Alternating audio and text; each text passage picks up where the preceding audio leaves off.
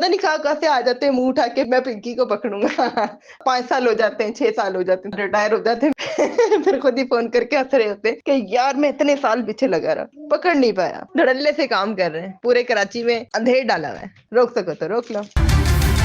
पाकिस्तान में अगर आप गरीब हैं तो सिग्नल तोड़ने पर भी जलील हो जाते हैं, लेकिन अगर आप ताकतवर हैं तो फिर कानून भी आपको सर कहकर रास्ता देता है। जी हाँ, आज बात हो रही है पाकिस्तान की उस खातून की जिसे सोशल मीडिया ने नाम दिया पिंकी डॉन, और कुछ लोग इसे कहते हैं क्वीन ऑफ द साउथ। कहते हैं अनमोल उर्फ पिंकी का ताल्लुक पंजाब के शहर कसूर से था।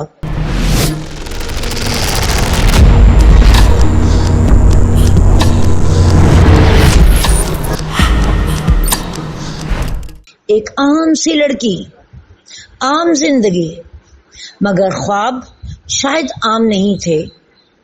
वक्त गुजरा, शहर बदले, लोग बदले, और फिर कसूर से शुरू होने वाला सफर लाहौर से होता हुआ कराची पहुंच गया, और कराची ने अनमोल को पिंकी डॉन बना दिया। बड़े शहर इंसान को जीने का तरीका नहीं, बदलने का तरीका सिखाते हैं। फिर रिपोर्ट्स आने लगी, दावे सामने आने लगे कि पिंकी सिर्फ एक फर्द नहीं, पूरा नेटवर्क है। कहते हैं अगर घर बैठे ऑर्डर, ऑनलाइन डीलिंग और हर किस्म की नशावर चीज चंद मैसेजेस की दूरी पर, पिंकी खुद अपनी लीक्ड रिकॉर्डिंग में कहती सुनाई दी। पता नहीं कहाँ से आ जाते हैं मुंह उठा के मैं पिंकी को पकड़ूंगा 5 साल हो जाते हैं 6 साल हो जाते हैं रिटायर हो जाते हैं फिर खुद ही फोन करके हंस रहे होते हैं कि यार मैं इतने साल पीछे लगा रहा पकड़ नहीं पाया धड़ल्ले से काम कर रहे हैं पूरे कराची में अंधेर डाला हुआ है रोक सको तो रोक लो। 24 घंटे काम चलता है, जो चाहिए जब चाहिए मिल जाएगा। असल खौफ पुलिस से नहीं होता, असल खौफ उस यकीन से होता है जब मुजरिम को पता हो मेरा कोई कुछ नहीं बिगाड़ सकता। फिर वो मंजर आया जिसने पूरे पाकिस्तान को हैरान कर दिया।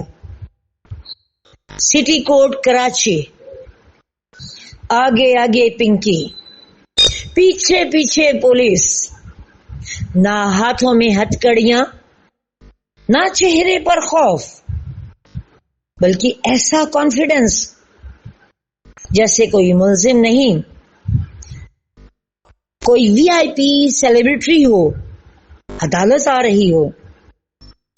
अदालत के अंदर फोन कॉल्स, दोस्तों से हंसी मजाक, फिर वो जुमला मैं जल्द बाहर आ जाऊंगी। और यही वो लम्हा था जब लोगों ने सवाल पूछना शुरू किया, क्या वाकई कानून सबके लिए बराबर है? कहते हैं पाकिस्तान में अगर एक गरीब आदमी सिग्नल तोड़ दे तो उसकी ऐसी की तैसी हो जाती है, लेकिन अगर कोई बाअसर हो तो बड़े बड़े जुर्म भी कॉन्फिडेंस के साथ किए जाते हैं, क्योंकि इस मुल्क में जुर्म से ज्यादा ताकत अहम होती है। यही वजह है कि लोग कहते हैं पिंकी सिर्फ एक किरदार नहीं, ये उस सिस्टम की मिसाल है जहां ताकतवर और कमजोर के लिए अलग अलग कानून होते हैं। लोग उसे पुलिस वाले पर भी तंज कर रहे थे जब अदालत में पिंकी को रास्ता दिखा रहा था।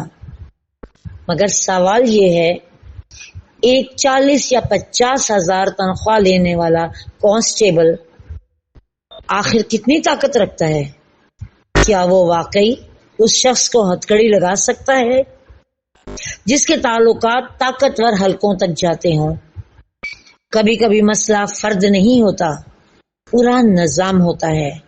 और सबसे खौफनाक बात, ये सब कुछ उन जगहों के करीब हो रहा है جہاں ہمارے بچے موجود ہیں، اسکول، کالج، کھیل کے میدان، نشہ صرف ایک بزنس نہیں، نسلوں کو تباہ کرنے والی آگ ہے، اور افسوس یہ آگ خاموشی سے پھیل رہی ہے۔ پنکی کی لیگ آڈیوز میں ایک عجیب کانفیڈنس سنائی دیتا ہے، جیسے اسے پورا یقین ہو کہ کوئی کچھ نہیں بگاڑ سکتا۔ وہ کہتی ہے، کتنے پولیس والے آئے اور گئے، سب پنکی کو پکڑنے کی حسرت لے کر ریٹائر ہو گئے۔ اور شاید یہی وہ جملہ ہے جو اس پورے کیس کا سب سے خطرناک حصہ ہے، کیونکہ جب ایک ملزم قانون سے نہیں ڈرتا تو پھر سوال صرف ایک فرد کا نہیں رہتا، پورے سسٹم کا بن جاتا ہے۔ آج پاکستان میں لوگ دو حصوں میں بٹے ہوئے ہیں۔ ایک طرف وہ لوگ جو کہتے ہیں اس بار قانون حرکت میں آئے گا، اس بار بیل نہیں ہوگی، اس بار مثال بنے گی، اور دوسری طرف وہ لوگ ہیں جو کہتے ہیں سب سے پہلے بھی ایسا ہی ہوتا رہا ہے۔ طاقتور لوگ واپس آتے ہیں اور پھر سسٹم پر ہنستے ہیں۔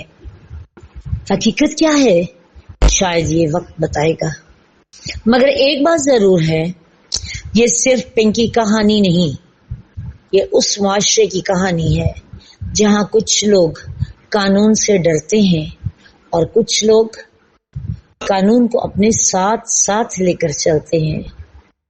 اور اگر قانون طاقتور کے سامنے کمزور ہو جائے تو پھر انصاف کہاں جائے گا؟ اور شاید اسی لیے اندھیروں کی دنیا میں سب سے خطرناک چیز منشیات نہیں ہوتی، وہ یقین ہوتا ہے کہ کوئی مجھے ہاتھ نہیں لگا سکتا۔